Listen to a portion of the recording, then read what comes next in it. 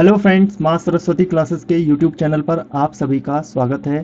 Computer का ये second mock test है जिसमें हम 10 इम्पॉर्टेंट क्वेश्चंस को डिस्कस कर रहे हैं। ये प्रीवियस ईयर एग्ज़ाम में भी पूछे गए हैं और आपके आने वाले एग्ज़ाम के लिए भी काफ़ी इम्पॉर्टेंट है। इन सभी क्वेश्चंस को काफ़ी अच्छे से हम इस वीडियो में डिस्कस करने वाले हैं। तो आइए यहाँ पर देखते हैं। सबसे पहला क्वेश्चन पूछा गया है। इसमें कहा गया है कि वर्तमान पीढ़ी के जो कंप्यूटर उपयोग किए जा रहे हैं, तो इसके अंतर्गत जो मेन कंपोनेंट जो यूज़ किया जाता है इसमें वो कौन सा है।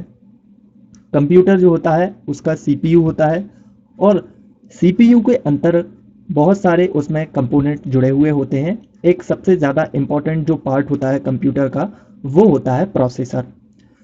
तो जो प्रोसेसर है उसी के बारे में यहाँ पर बात की गई है कि जो प्रोसेसर है, अभी जो आप लोग कंप्यूटर यूज़ करते हैं उसमें किस प्रकार के प्रोसेसर होते हैं और ये इनको आखिर किस तरीके से जोड़ा जाता है। तो यहाँ पर आप देख सकते हैं कि जो हम वर्तमान में यूज़ करते हैं वो हमारे प्रोसेसर होते हैं ULSIC, यानी कि जो कंप्यूटर होते हैं वो इस जो हमारी 5वीं पीढ़ी के कंप्यूटर चल रहे हैं उसमें इनको कहा जाता है ULSIC। ULSIC का मतलब क्या होता है? तो इसका मतलब होता है ultra large scale integrated circuit. तो इनका फुल फॉर्म भी कई बार एग्जाम में पूछा जाता है, तो ये आपको याद रखना होगा कि ये हमारा जो 5th जनरेशन का कंप्यूटर है उसमें इस प्रकार के जो कंपोनेंट है उनका यूज किया जाता है। आप जान के हैरान हो जाएंगे कि जो ultra large scale integrated circuit होता है इसमें अगर बात करें तो इसकी एक जो सर्किट है उसमें 1 मिलियन जो ट्रांजिस्टर हैं वो इसमें लग सकते हैं। यानी कि इसकी जो क्षमता होती है, या यूं कहें कि इनमें जो ट्रांजिस्टरों की संख्या होती है वो 1 मिलियन होती है और आप जानते हैं कि 1 मिलियन बराबर होता है 10 लाख के बराबर। तो इसीलिए इसको ultra large scale integrated circuit कहा जाता है। इंटीग्रेटेड का मतलब होता है कि एकीकृत, यानी कि एक ही जगह सारी चीजें कनेक्ट हों। तो जो प्रोसेसर है उसमें बहुत सारे छोटे छोटे इस तरीके के रजिस्टर लगे हुए होते हैं जो कंप्यूटर की प्रोसेसिंग के वक्त उपयोग किए जाते हैं। तो इसका फुल फॉर्म याद रखिएगा, ultra large scale integrated circuit. इससे पहले जो 4th जनरेशन के कंप्यूटर हुआ करते थे उसमें यूज किया जाता था very large scale integrated circuit. ये फुल फॉर्म भी आप अच्छे से याद करते जाइएगा, ठीक है। तो ये 4th जनरेशन के लिए यूज किए जाते थे। इससे पहले 3rd जनरेशन की अगर बात करें तो उसके लिए यूज किया जाता था medium scale integrated circuit. Medium scale integrated circuit, इसको हम नॉर्मली आईसी भी कहते थे, ठीक है। और इससे पहले यूज किया जाता था स्मॉल स्केल इंटीग्रेटेड सर्किट। तो ये स्मॉल स्केल इंटीग्रेटेड जो सर्किट थे वो चिप हुआ करती थी, छोटी सी चिप हुआ करती थी। उसमें एक चिप में लगभग 10 से 12 कंपोनेंट बना करते थे। तो वो होता था स्मॉल स्केल इंटीग्रेटेड सर्किट। और अगर 2nd जनरेशन की बात करें तो ये स्केल हो गया और मीडियम हो गया। ये स्मॉल और मीडियम ये तो आपके 3rd जनरेशन में यूज किए जाते थे, थोड़ा बहुत इनमें चेंज करके इसको मीडियम बना दिया गया। और अगर 2nd जनरेशन के कंप्यूटर की बात करें तो 2nd जनरेशन के कंप्यूटर में क्या यूज किया जाने लगा? ट्रांजिस्टर, ट्रांजिस्टर, ठीक है।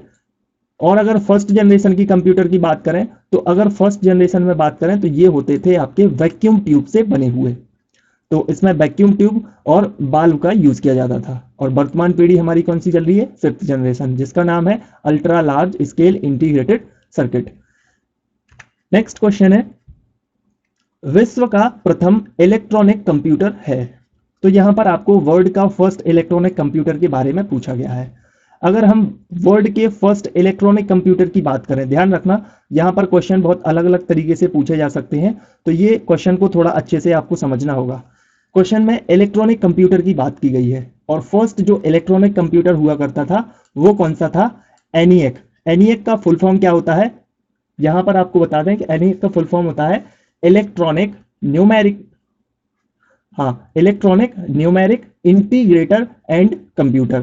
तो ये फर्स्ट जो है आपका पूरी तरीके से इलेक्ट्रॉनिक कंप्यूटर हुआ करता था। तो इसका फुल फॉर्म भी आप याद रखिएगा, ये आपके एग्जाम में पूछा जा सकता है। इसका फुल फॉर्म क्या है? Electronic numeric integrator and computer. इसके बाद अगर हम यहां पर बी ऑप्शन की बात करें, बी ऑप्शन में दिया हुआ है यूनिबैक। यूनिबैक का मतलब यहां पर फुल फॉर्म की बात करें तो ये होता है universal automatic computer. Universal automatic computer का मतलब क्या हुआ कि जब हमारे कंप्यूटर बन रहे थे तो उस टाइम पे क्या है, कंप्यूटर का सबसे पहले, चलिए मैं इसको थोड़ा और अच्छे से क्लियर कर देता हूं आपको।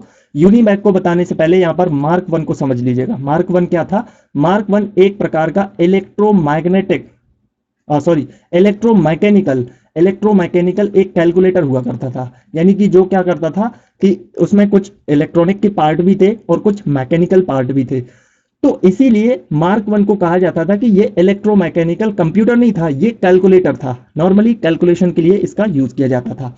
तो जब कैलकुलेशन वगैरह के यूज किया जाने लगा तो फिर इसको थोड़ा और मॉडिफाई किया गया, तो इससे बना हमारा क्या, एनीएक। एनीएक क्या हो गया, अब कंप्यूटर बन गया ये, वो भी किस तरीके का, इलेक्ट्रॉनिक। मार्क वन में क्या थे, इलेक्ट्रॉनिक डिवाइस तो थी ही थी, साथ में इसमें मैकेनिकल पार्ट भी थे इसके कंपोनेंट में। लेकिन एनीएक में क्या होने लगा कि इसमें केवल और केवल इलेक्ट्रॉनिक कंपोनेंट यूज किए जाने लगे। ठीक है, इसके बाद आता है यूनिवैक। तो यूनिवैक क्या था, और सॉरी एनीवैक की बात करें तो ये सिर्फ और सिर्फ किसके लिए यूज किया जाता था, जो साइंटिस्ट वगैरह हुए करते थे, या फिर जो बड़ी बड़ी जो यूनिवर्सिटी वगैरह हुई, तो इनके लिए एनीवैक जैसे कंप्यूटर्स का यूज किया जाता था। फिर इसके बाद अगर इसको मार्केट में उतारना है, सभी लोग यूज कर पाए, तो इसके लिए फिर यूनिवैक बनाया गया। इसीलिए यूनिवैक का जो पूरा नाम था, ये सेकंड वाला जो यूनिवैक है, ये बाजार वगैरह या फिर नॉर्मली जो आप और हम लोग यूज कर सकें, उस उद्देश्य के लिए इसको बनाया गया था, और इसका full form universal automatic computer रखा गया। तो यहां पर फर्स्ट कंप्यूटर की बात की गई है, तो विश्व का प्रथम इलेक्ट्रॉनिक कंप्यूटर है वो एनीएक है। तो यहां पर ए ऑप्शन इसके लिए बिल्कुल करेक्ट आंसर होगा। नेक्स्ट क्वेश्चन है कि सेंट्रल प्रोसेसिंग यूनिट का मेन कंपोनेंट क्या होता है। सेंट्रल प्रोसेसिंग यूनिट, इसको सीपीयू भी कहते हैं। कई बार एग्जाम में क्वेश्चन पूछा जाता है कि सीपीयू का फुल फॉर्म क्या होता है, बहुत ही बेसिक क्वेश्चन है, तो यहां पर आप दोनों चीजों को रिलेट कर सकते हैं। तो सीपीयू के मेन कंपोनेंट की अगर बात करें, सीपीयू में होता क्या है, तो इसमें कंट्रोल यूनिट होती है, जो कि सारी प्रोसेसिंग जो हो रही है सीपीयू के अंदर उसको कंट्रोल करती है। कहां से डेटा कहां तक भेजना है, कितना डेटा भेजना है, ये सारी चीजें कंट्रोल यूनिट के माध्यम से की जाती हैं। सेकेंड इसमें पार्ट होता है अर्थमेटिक लॉजिक यूनिट, इसको ALU भी कहा जाता है। तो इसके फुल फॉर्म और शॉर्ट फॉर्म को याद रखिएगा। तो ALU क्या करता था, ये अर्थमेटिक का मतलब इसमें जो फिर जो अर्थमेटिक प्रोसेस होती है, जैसे कि मल्टीप्लाई करना, डिवाइड करना, उसको प्लस करना, माइनस करना, इस तरीके की जो अर्थमेटिक प्रोसेस होती है वो भी इसमें होती है, और लॉजिक प्रोसेस भी होती है। लॉजिक मतलब कि जो लॉजिक लगाए जाते हैं, उस तरीके से इसमें लॉजिकल प्रोसेस की जाती हैं, जो कि लॉजिक गेट्स के माध्यम से ऑपरेट होती हैं। तो ये भी इसका पार्ट होता है। अर्थमेटिक प्रोसेस भी होती है इसमें, लॉजिकल प्रोसेस भी होती है, तो ये भी इसका पार्ट होता है। और सबसे ज्यादा कंफ्यूज हो जाते हैं बच्चे, क्योंकि उन्हें ये तो पता रहता है कि कंट्रोल यूनिट भी है और ALU भी है, लेकिन वो प्राइमरी मेमोरी जो होती है उसमें कंफ्यूज हो जाते हैं। वो इसको ये मानते हैं कि प्राइमरी मेमोरी जो होता है वो सीपीयू का हिस्सा नहीं होता है, लेकिन ऐसी बात नहीं है। प्राइमरी मेमोरी जो है वो भी सीपीयू का ही हिस्सा होता है। अगर मेमोरी ही नहीं होगी कंप्यूटर में, या फिर उसकी जो रैम है वो भी नहीं होगी, तो फिर वो ऑपरेट कैसे होगा। आप सोच के देखिएगा कि अगर आपके मोबाइल या कंप्यूटर जो भी है उसमें रैम ही नहीं है, तो वो कैसे काम करेगा, उसमें कुछ डेटा प्रोसेस ही नहीं हो पाएगा ना। तो ये प्राइमरी मेमोरी भी इसका पार्ट होता है। इसीलिए इस क्वेश्चन का जो आंसर बनेगा वो क्या हो जाएगा, डी ऑप्शन, यहां पर ऑल ऑफ द अबव, यानी कि उपरोक्त सभी। तो आई होप ये क्वेश्चन आप अच्छे से समझ गए होंगे। अब नेक्स्ट क्वेश्चन है, इसमें कहा गया है कि कंट्रोल शिफ्ट और जो ऑल्ट की होती हैं, आपने देखी भी होगी। जो कंट्रोल शिफ्ट और ऑल्ट की बात करें तो ये आपका जो कीबोर्ड होता है उसमें सबसे नीचे के हिस्से में देखना, तो कंट्रोल की यहाँ शिफ्ट होती है। मैं यहाँ पर इमेज लाना भूल गया, तो कोई बात नहीं, यहाँ पर आप ऐसे ही समझ लीजिएगा। और ये कंट्रोल वाली की हो गई, इसके ऊपर जस्ट यहाँ पर शिफ्ट वाली की होती है। फिर इसके बाद कंट्रोल के यहाँ बाद होती है आपकी विंडो की, और इसके जस्ट बाद यहाँ पर ऑल्ट की होती है। तो इन की के बारे में पूछा गया है कि ये जो की होती हैं ये किस प्रकार की होती हैं, और इनको नॉर्मली क्या कहते हैं। सो फर्स्ट ऑप्शन है यहाँ पर कि मॉडिफायर की। जी हाँ बिल्कुल, इनको मॉडिफायर की ही कहा जाता है, मॉडिफायर की, या फिर इनको टॉगल की भी कहते हैं। ध्यान रखना इनके दोनों नाम, बहुत इंपॉर्टेंट क्वेश्चन है ये, आपके प्रीवियस ईयर एग्जाम में पूछा गया है और अभी भी पूछा जा सकता है। ठीक है, तो इसको दूसरे नाम से भी याद रख सकते हैं आप, इसको कहते हैं टॉगल की। मॉडिफायर की तो कहते हैं, साथ ही टॉगल की भी कहते हैं। फिर इसके बाद आपकी फंक्शन की होती है। फंक्शन की क्या होती है, कोई बात नहीं, मैं नेक्स्ट क्वेश्चन में आपको पूरा कीबोर्ड का इमेज लेकर के आऊंगा, उसमें डिटेल से बता दूंगा। ठीक है, तो यहाँ पर फिर आप समझ लीजिएगा। तो जो आपका कीबोर्ड होता है उसमें क्या होता है कि फंक्शन की ऊपर लगी हुई होती है। यहाँ पर F से लेकर के F11 तक जो की होती है, सॉरी F12 तक जो की होती हैं वो आपकी फंक्शन की कहलाती हैं। बहुत अलग अलग टाइप के जब शॉर्टकट्स यूज किए जाते हैं तब उसमें इनका यूज किया जाता है और इनके अलग अलग फंक्शन होते हैं, इसीलिए इनको फंक्शन की कहते हैं। इसके बाद होती है आपकी अल्फा न्यूमेरिक की। अल्फा न्यूमेरिक की क्या होती है, जो आपका कंप्यूटर है ना उसमें ABCD से लेकर के जितनी भी की होती हैं Z तक वो अल्फा की होती हैं, और यहाँ पर होते हैं आपके नंबर्स 1 से लेकर के 9, और यानी कि 0 से लेकर के 9 तक, तो वो होते हैं न्यूमेरिक, और दोनों को मिला दिया जाता है तो उसको कहा जाता है अल्फा न्यूमेरिक की। ठीक है, तो ये सब आप समझ गए होंगे कि सारी की के बारे में, और मैं अलग से इसको जब थ्योरी में भी बताऊंगा तो उस टाइम पे भी आपको बता दूंगा कि जो इसका कीबोर्ड होता है उसकी पूरी इमेज से सारी चीजें क्लियर कर दूंगा कि कौन सी की होती है, क्या इसका फंक्शन होता है। तो यहाँ पर अगर हमारे क्वेश्चन के आंसर की बात की जाए तो ये कंट्रोल शिफ्ट और जो ऑल्ट की होती हैं ये होती है हमारी मॉडिफायर की, और इन्हीं को हम टॉगल की भी कहते हैं। तो दोनों नाम को याद रखना, बहुत इंपॉर्टेंट क्वेश्चन है ये आपके लिए। अब नेक्स्ट क्वेश्चन है कि कौन सी जो डिवाइस होती है वो पॉइंट और ड्रॉ डिवाइस होती है। अब यहाँ पर क्वेश्चन को ही समझना, क्वेश्चन में ही इसका आंसर है। पॉइंट का मतलब क्या होता है कि कोई पॉइंट है, जैसे मेरा यहाँ पर जो माउस चल रहा है आप देख सकते हैं। नॉर्मली अगर मैं इसकी बात करूं तो ये क्या है, मेरा माउस है। ठीक है, यहाँ पर क्या है ये, ओके, तो यहाँ पर क्या है, ये माउस है। माउस में आपने कर्सर को देखा होगा, जो कर्सर होता है वो पॉइंट करता रहता है, कहीं पर भी आप उसे मूव कर सकते हैं, तो वो एक पॉइंट की तरह काम कर रहा है ना, तो उसमें क्या है पॉइंट भी है। और उससे ड्रॉ भी कर सकते हैं आप। मान लीजिएगा कुछ ड्रॉ ड्रॉ टाइप का करना है, जैसे आप किसी, मान लीजिएगा आप किसी फोल्डर में गए और वहां पर आपको क्या करना है, सारे के सारे बहुत सारे जो यहाँ पर जो भी फोल्डर में आपके सेव हैं मेमोरी में, जैसे मान लीजिएगा यहाँ पर आपके बहुत सारे वीडियो सेव हैं, तो आप क्या करते हैं, लेफ्ट की को प्रेस करके, लेफ्ट की जैसे ही आप उस पर प्रेस करते हैं और सभी को सिलेक्ट कर सकते हैं, तो वो क्या है, एक प्रकार का ड्रॉ हो रहा है। तो ये पॉइंट और ड्रॉ डिवाइस है वो आपसे पूछा गया है, तो नॉर्मली बहुत अच्छा सा आंसर है। यहाँ पर माउस होता है वो हमारा पॉइंटर भी होता है और ड्रॉ डिवाइस भी होता है। स्कैनर क्या होता है, स्कैनर के बारे में हम जानते होंगे कि ये किसी भी इमेज को स्कैन करता है, बाहर से इसको कनेक्ट किया जाता है। प्रिंटर क्या होता है, प्रिंटर से हम किसी भी डॉक्यूमेंट को या किसी भी फाइल को प्रिंट करते हैं। CD रोम क्या होती है, तो ये एक प्रकार की हमारी मेमोरी होती है जो कि हमारे कंप्यूटर के लिए उपयोगी होती है। तो यहाँ पर सारे पॉइंट आप समझ गए होंगे, और इस क्वेश्चन का जो आंसर होगा वो क्या होगा, A option mouse. Next question है, निम्न में से किस मेमोरी का सबसे कम एक्सेस समय है। अब एक्सेस समय का मतलब क्या हो गया, एक्सेस समय का मतलब कि जो सबसे फास्ट जो है एक्सेस कर सका है, डेटा को एक्सेस करने का मतलब होगा जो बहुत स्पीड से चले, बहुत जल्दी डेटा को एक्सेस कर सके, उसको कहते हैं एक्सेस टाइम। और जिस मेमोरी का सबसे कम एक्सेस टाइम होता है वो होती है हमारी कैश मेमोरी। कैश मेमोरी क्या होती है, एक प्रकार की ये वर्चुअल मेमोरी होती है, और ये क्या है कि बहुत जल्दी डेटा को एक्सेस कर पाती है। तो यहाँ पर क्या आंसर होगा आपका, कैश मेमोरी, ए ऑप्शन। यहाँ पर बी ऑप्शन देख रहे होंगे, read only memory. Read only memory क्या होती है, आपकी रोम होती है, रोम, ROM, इसको शॉर्ट फॉर्म में भी कहते हैं, रोम कहते हैं। और ये आप नाम से ही समझ रहे हैं कि रीड ओनली, इसमें से केवल आप डेटा को रीड कर सकते हैं, इसमें आप डेटा लिख नहीं सकते हैं। एक बार आपने इसमें डेटा को लिख दिया तो फिर आप क्या करेंगे, जैसे मान लीजिएगा खाली मेमोरी है आपके पास और फिर उसमें आपने डेटा को रख दिया, तो क्या होगा कि फिर आप उसको बाद में जो है आसान तरीके से मिटा करके फिर से नहीं लिख सकते उसको। उसके लिए बहुत आपकी एक जो प्रोसेस होती है वो प्रोसेस आपको फॉलो करनी होगी, यानी कि उसमें बहुत अलग अलग तरीके की UV रेज के माध्यम से उसको मिटा सकते हैं, या अलग अलग मेमोरी के टाइप होते हैं, उसमें बताऊंगा मैं आपको सारी चीज़ें। तो यहाँ पर रीड ओनली मेमोरी क्या होती है, एक बार अगर आपने इसमें प्रोग्राम लिख दिया तो फिर इसको आप डिलीट नहीं कर सकते हैं। नेक्स्ट है आपका रैंडम एक्सेस मेमोरी, जो कि रैम होती है, और ये एक प्राइमरी मेमोरी होती है आपकी। और रैम में क्या होता है कि ये डेटा को रैंडमली एक्सेस करता है। रैंडमली का मतलब क्या होगा कि कोई सीक्वेंस में नहीं कर रहा है, बल्कि कहीं से भी आपका डेटा जो मेमोरी में पड़ा हुआ है उसको उठा सकता है किसी भी प्रोग्राम के लिए। उस डेटा को जो रन करना है उस प्रोग्राम को, तो वहां पर अगर किसी भी प्रकार के बीच के डेटा की भी जरूरत है तो उसको रैंडमली एक्सेस कर सकता है। नेक्स्ट यहाँ पर है हार्ड डिस्क ड्राइव, HDD, जो कि आपकी सेकेंडरी मेमोरी होती है, और इसमें बहुत सारा स्पेस होता है, लगभग 500 GB भी होता है और 1 TB भी होता है इसमें। तो आप इसमें जो है डेटा रख सकते हैं, ये आपकी एक सेकेंडरी मेमोरी होती है।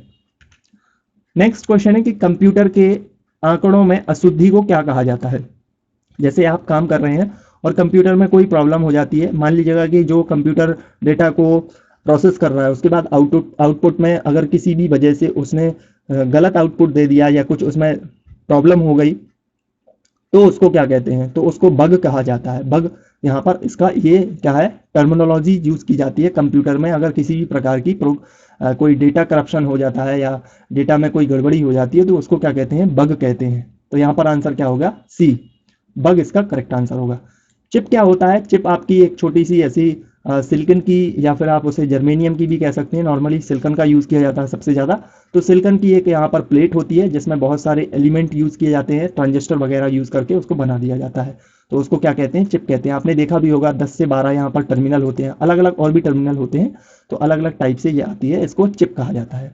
बाइट क्या होता है, बाइट जो है वो मेमोरी का स्टोरेज का एक प्रकार का यूनिट होता है, जिसमें जैसे हमारी मेमोरी होती है, आपने सुना होगा मिलियन बाइट, यानी कि एमबी सुना होगा। 1 एमबी का मतलब क्या हो गया कि इसमें 1 मिलियन बाइट होती हैं।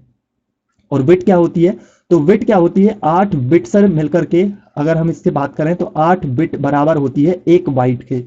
8 बिट बराबर आपकी 1 बाइट होती है, समझ रहे, VYTE दोनों में फर्क है, इसको ध्यान रखना। ये 8 बिट बराबर आपका 1 बाइट हो गया, तो इसको याद रखना। इसी प्रकार से एक आपका 4 बिट भी होता है, उसको भी आप यहाँ पर सीख लीजिएगा अच्छे से।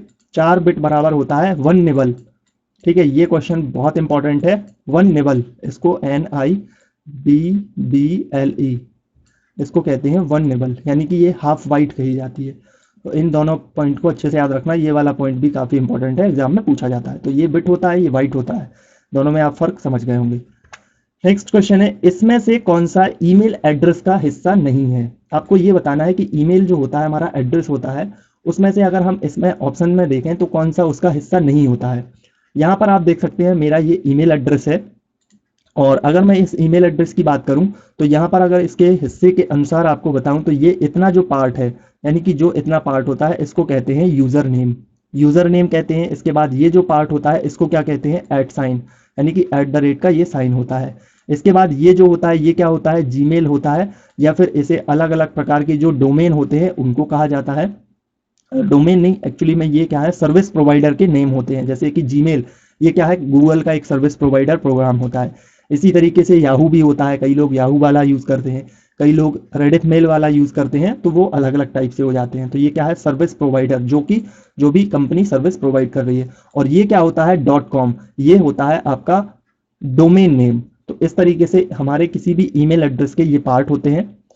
और अगर आप इस ईमेल एड्रेस में देख रहे होंगे, ध्यान से इसको देखना, तो यहां पर आपको आंसर मिल जाएगा। इसमें क्या बताना है आपको कि कौन सा पार्ट इसका नहीं है। तो आप डॉट देख रहे हैं, तो सबसे पहले डॉट को देखते हैं। तो डॉट आपका होता है, बिल्कुल डॉट आपका जो है डोमेन नेम के साथ कनेक्ट होता है, इसलिए ये डोमेन जो आपका ईमेल है उसके एड्रेस का हिस्सा होता है। @ की बात करें तो वो भी होता है आपका यहाँ पर। अंडरस्कोर की बात करें तो अंडरस्कोर भी आप यूज़ कर सकते हैं बीच में। अगर मैं चाहूँ तो यहाँ पर अगर मेरे यूज़र नेम में अंडरस्कोर से मैं अपना ईमेल एड्रेस बनाना चाहता तो वो भी बन जाता, तो अंडरस्कोर भी आप यूज़ कर सकते हैं। लेकिन आपके ईमेल एड्रेस में कोई स्पेस नहीं होना चाहिए बीच में। जैसे मान लीजिएगा मैंने शिवांश अलग लिख दिया, द्विवेदी अलग लिख दिया, तो इसमें कोई स्पेस नहीं होना चाहिए यहाँ पर कि आप एक स्पेस रख देते, बिल्कुल नहीं। स्पेस की जगह आप अंडरस्कोर यूज़ कर सकते हैं, या फिर कोई और जो स्पेशल आपका नंबर होता है या फिर साइन होता है उसका यूज़ कर सकते हैं। अदरवाइज आप यहाँ पर स्पेस रखेंगे तो वो आपका ईमेल एड्रेस नहीं बनेगा। तो स्पेस आपका नहीं होता है, लेकिन यहाँ क्या पूछा गया है, हिस्सा नहीं है। जो हिस्सा नहीं है वो क्या है, स्पेस ही इसका हिस्सा नहीं है। तो आई होप ये भी आप समझ गए होंगे। नेक्स्ट क्वेश्चन है कि नए डॉक्यूमेंट के लिए आपकी शॉर्टकट की क्या होती है। शॉर्टकट की यूज़ की जाती है हमारे काम को आसान बनाने के लिए, ताकि हम जल्दी से काम कर सकें अपने कंप्यूटर पर। तो हमारा नया डॉक्यूमेंट हमें यूज़ करना है, MS वर्ड की बात की गई है। तो MS वर्ड में अगर हम नए डॉक्यूमेंट को ओपन करना चाहते हैं तो उसके लिए कौन सी शॉर्टकट की यूज़ करते हैं, उसके लिए यूज़ की जाती है Ctrl+N। एन क्या है, एन हमारा जो अल्फा वाला जो नंबर होता है ना उसका है, यहाँ पर जैसे आपने कीबोर्ड में देखा होगा तो वो एन है, ठीक है। कंट्रोल हमारा एक अभी बताया आपको ये मॉडिफायर की होती है, या फिर इसको टॉगल की भी कहते हैं। तो Ctrl+N की यूज से आप वर्ड में नए डॉक्यूमेंट को खोल सकते हैं। और भी यहाँ पर देख लेते हैं, अगर Ctrl+O की बात करें तो इससे आपका डॉक्यूमेंट जो बना हुआ है वो ओपन होता है। Ctrl+S की बात करें तो इससे आपने जो डॉक्यूमेंट बनाया है उसको अगर आप सेव करना चाहते हैं तो डॉक्यूमेंट आपका सेव होता है। नेक्स्ट यहाँ पर कंट्रोल प्लस सी है, तो इसका मतलब ये होता है कि आप कहीं पर भी कुछ भी कॉपी करना चाहते हैं, किसी भी टेक्स्ट को, किसी भी इमेज को, तो आप उससे कंट्रोल प्लस सी शॉर्टकट की के माध्यम से उसे कॉपी कर सकते हैं। तो ये आपके आज के मॉक टेस्ट के इंपॉर्टेंट क्वेश्चंस थे। इसी तरीके से हम आगे भी इस सीरीज को कंटिन्यू करके रहेंगे। और अगर आप चैनल पर नए हैं तो चैनल को सब्सक्राइब जरूर कीजिएगा, नोटिफिकेशन बेल आइकन को भी प्रेस कर दीजिएगा ताकि वीडियोस की नोटिफिकेशन आपको मिले, और वीडियो को लाइक जरूर करना, अपने दोस्तों के साथ भी इसको शेयर जरूर करना। So thank you for watching.